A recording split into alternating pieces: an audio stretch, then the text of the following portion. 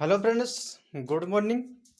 आज के सेशन में हम भारतीय संसद के कंप्लीट सिलेबस को कवर करेंगे, जिसके अंतर्गत हमने दो वीडियो भारतीय संसद से कंप्लीट किया था और उसके अंतर्गत जो भी टॉपिक बचा हुआ था आज हम पूरी तरह से एंड कर देंगे। तो इस वीडियो से आप लोगों को बहुत ज़्यादा हेल्प मिलेगी, इसको बिल्कुल आप लोग स्किप ना करें। एमपी ऑनलाइन टेस्ट चैनल का ये लोगो आ गया है, आप लोग ज़रूर सब्सक्राइब कीजिए, इस चैनल से जुड़िए और जिससे आप लोगों को ज़्यादा से ज़्यादा बेनिफिट मिलेगी। चलिए, आप सभी लोगों का हार्दिक स्वागत करते हैं। आज के सेशन में हम भारतीय संसद के जो भी कंसेप्ट और क्लियर कंसेप्ट है उसे हम पूरी तरह से एंड कर देंगे। तो इसे चलिए,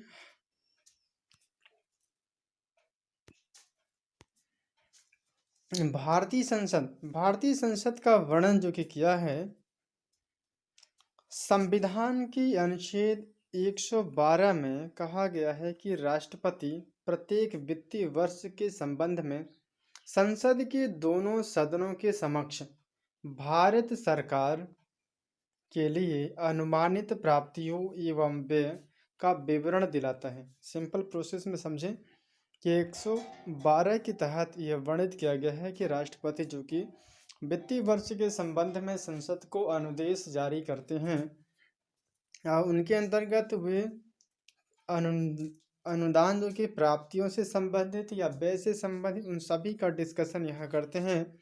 इसे ही हम वार्षिक वित्तीय विवरण कहते हैं। तो परिभाषा में समझते हैं कि राष्ट्रपति के प्रत्येक वित्तीय वर्ष के संबंध में संसद के दोनों सदनों के समक्ष भारत सरकार के उस वर्ष के लिए अनुमानित प्राप्तियों एवं व्यय का विवरण दिलाता है, जिसे वार्षिक वित्तीय विवरण कहा जाता है। भारत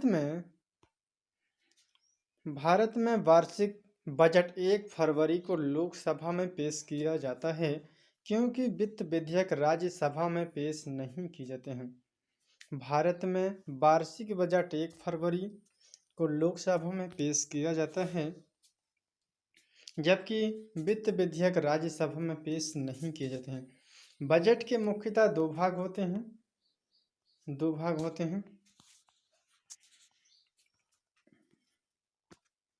एक भाग जो कि केंद्र सरकार की आय का विवरण होता है और दूसरे भाग को हम व्यय का विवरण मानते हैं। पहला भाग जो कि भारत की संचित निधि में से किया जाने वाला व्यय, केंद्र सरकार की आय का विवरण जो है, इसमें भारत की संचित निधि से जो भी कार्य किया जाता है व्यय से संबंधित, उसे हम केंद्र का पहला भाग कहते हैं, आय का विवरण मानते हैं। इसमें राष्ट्रपति का वेतन हो गया, वेतन भत्ता, पद संबंधी अन्य व्यय, यदि भारत के संचित निधि से जो भी धन यहाँ से निष्कासन होता है वो ये राष्ट्रपति के वेतन भत्ता, पद संबंधी अन्य कार्यों में ये खर्च हो जाते हैं। दूसरा है लोकसभा अध्यक्ष, उपाध्यक्ष, राज्यसभा के सभापति तथा उपसभापति के वेतन भत्ते, ये सभी कार्यों में खर्च हो जाते हैं। भारत सरकार पर ऋण लगता है, उसका ब्याज आदि वो यहाँ से दिए जाते हैं। सर्वोच्च न्यायालय के न्यायाधीशों के वेतन भत्ते यहीं से दिए जाते हैं। संघीय न्यायालय के न्यायाधीशों के पेंशन भी यहीं से दिए जाते हैं।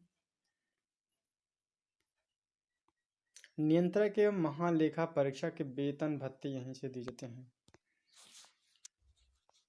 दूसरा, पहला भाग तो देखा अभी, अब दूसरे भाग को हम चर्चा करते हैं। दूसरा भाग कहा गया है कि साधारण व्यय संबंधी सभी व्यय को छोड़कर शेष सभी व्यय संसद में मतदान के लिए प्रस्तुत किए जाते हैं।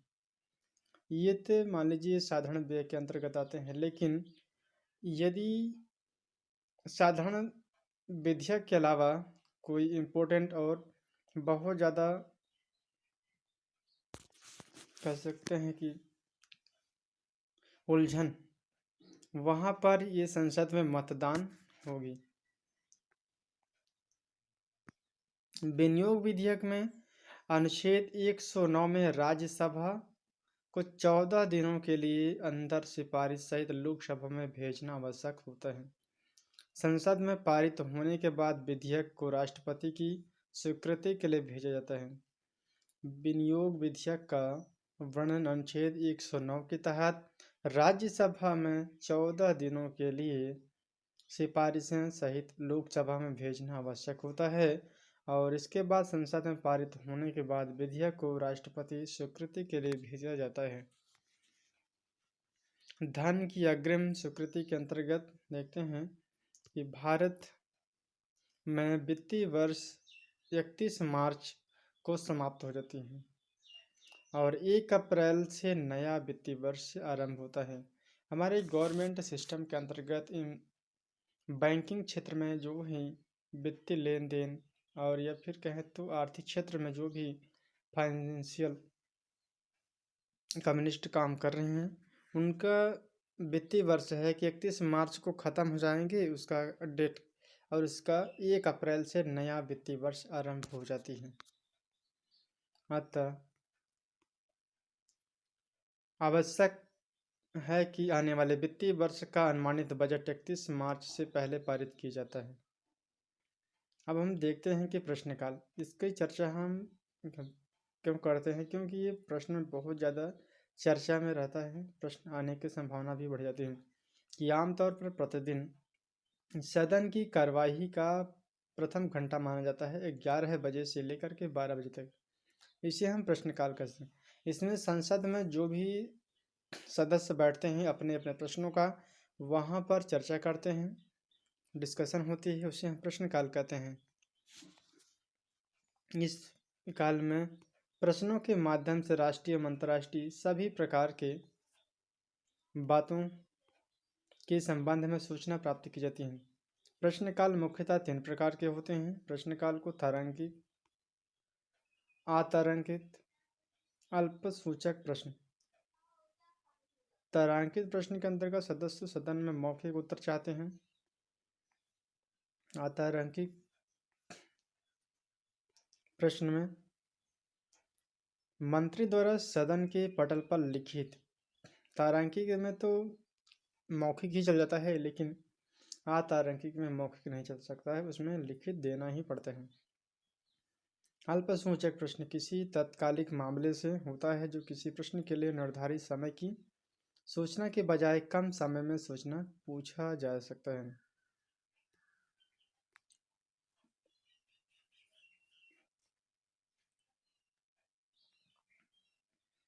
पूरक प्रश्न, पूरक प्रश्न जो कि मंत्री के द्वारा उत्तर दिए जाते हैं, उस उत्तर की किसी भी बात को लेकर प्रश्न पूछा जाता है तो उसे पूरक प्रश्न कहते हैं।